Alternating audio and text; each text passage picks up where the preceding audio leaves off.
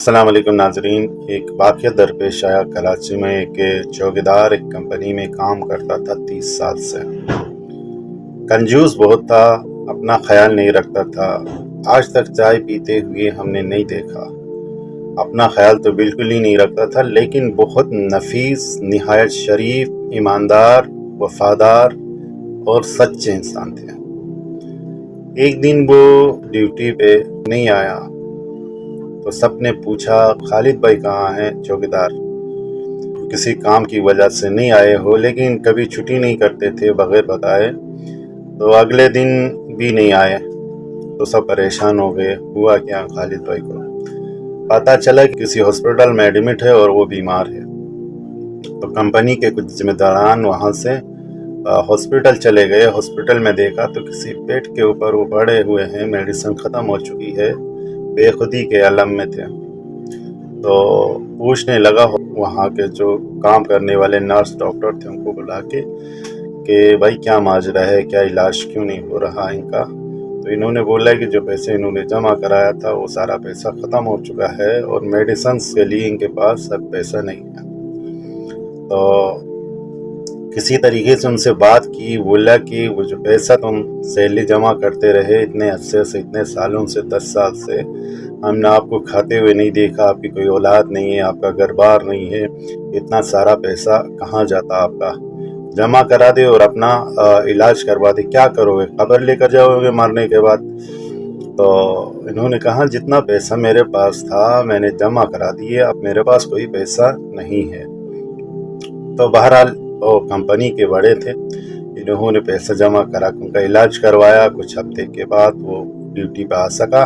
علاج اس لیے کرایا کہ اس کمپنی کو انکل کی ضرورت بہت تھی، خالد بھائی کی، کیونکہ ان کی خدمات بہت زیادہ تھی کمپنی کے اندر۔ وہ چاہتے تھے کہ یہ دوبارہ آئے اور خدمت کرے۔ بالآخر آ گئے ڈیوٹی پہ، اپنی نوکری پہ آئے تو سب نے بولا کہ اتنا پیسہ تم جمع کر رہے ہو، کچھ کھاتے نہیں ہو، پیتے نہیں ہو، تمہاری سیلری بھی اچھی خاصی ہے، باقی ملازمین سے ڈبل ہے، تمہاری سیلری زیادہ ہے، تو تم کیوں اپنے اوپر خرچ نہیں کرتے؟ انہوں نے کہا میرے پاس اب کوئی پیسہ نہیں ہے، جتنا آپ لوگوں نے میرے اوپر خرچ کیا میں انشاءاللہ اوور ٹائم بھی کر کے وہ پیسہ چکا دوں گا، ادا کروں گا۔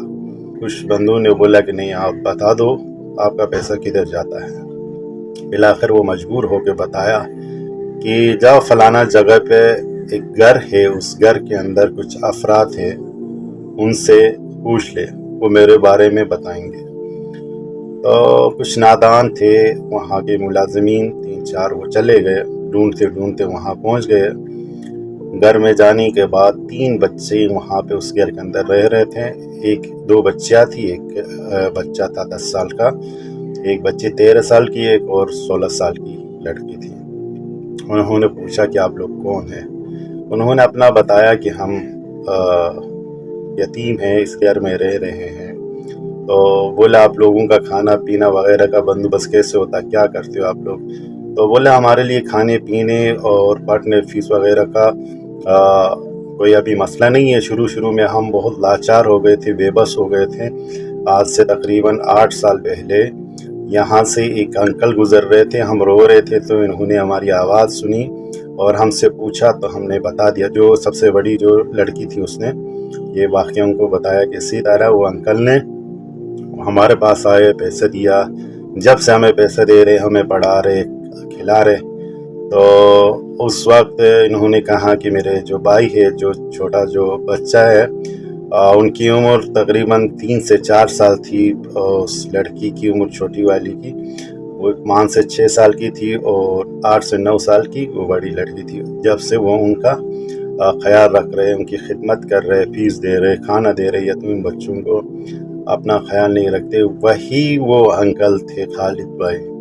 انہوں نے بتایا کہ ان کا حلیہ بتایا، ان کا جہاں کام کرتے تھے وہ جگہ بتائی۔